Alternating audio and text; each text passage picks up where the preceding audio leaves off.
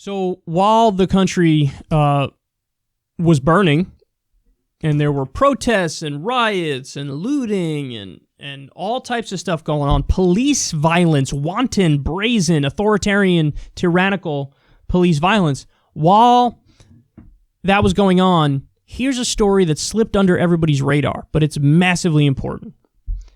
The Trump administration, and this is from Sludge, by the way, they cover corruption very well, probably better than almost anybody. Trump administration finalizes rule that could protect foreign dark money in elections. The rule, which takes effect today, allows dark money nonprofits to cease reporting information to the IRS that the government would need to enforce campaign finance laws. So we have very, very, very lax campaign finance rules and laws in this country.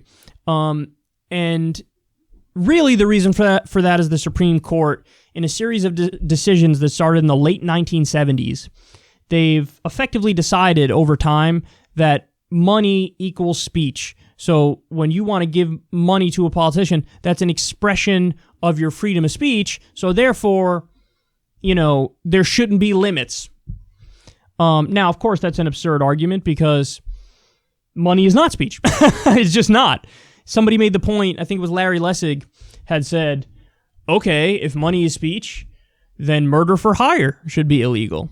Because when you're paying somebody to go commit a murder, you're not actually paying them to commit a murder. You're just saying with your speech that you're okay with murder.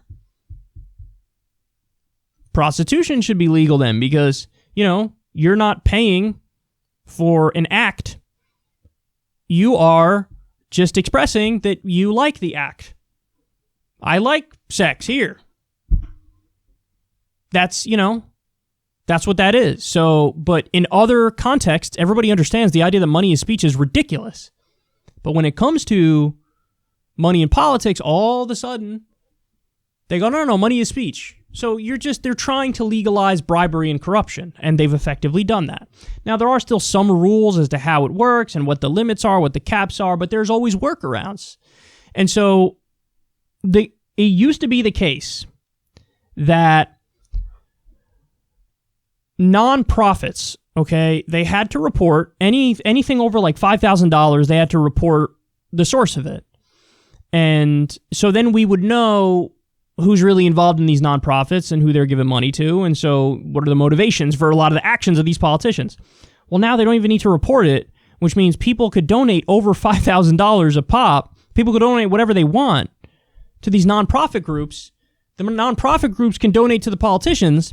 And it could all be, whatever, fill in the blank, a Chinese billionaire, an Israeli billionaire, Saudi Arabia, Russia is, corporate Democrats love to fearmonger about Russia. Well, hello. Now we have a situation where foreign money, we already have corporate money flooding our elections to the point where politicians basically only represent corporations and the wealthy. What if they represented corporations, the wealthy, and foreign interests as well? So literally do the interests of foreign countries and foreign individuals over the interests of the American people. Isn't that the definition of treason or being a traitor? It's I'm going to represent the will of this other country or whoever's giving me money from this other country over what the American people want. This is a joke, man. Our system, our country has become a joke. Rotten, corrupt from within. It's in front of our eyes. It's rotting every day. We've legalized corruption in this country. Now it's not just corporations and billionaires. Now it's foreign influence too. We need fully publicly financed elections. We need to ban private money in elections. Now you can't actually do that because the Supreme Court said it's a right that money is speech and you could donate to politicians whatever you want. So we need a constitutional amendment to change it. I mean, that's basically what we need because there's no other way around it. So we have legalized bribery in this country, and it's getting worse and worse every single year. And the Princeton study from 2014 or wherever it was has never been more relevant. That your government doesn't represent you, and we could track it with the actions that they do, the policies they pursue, what they implement versus what your will is.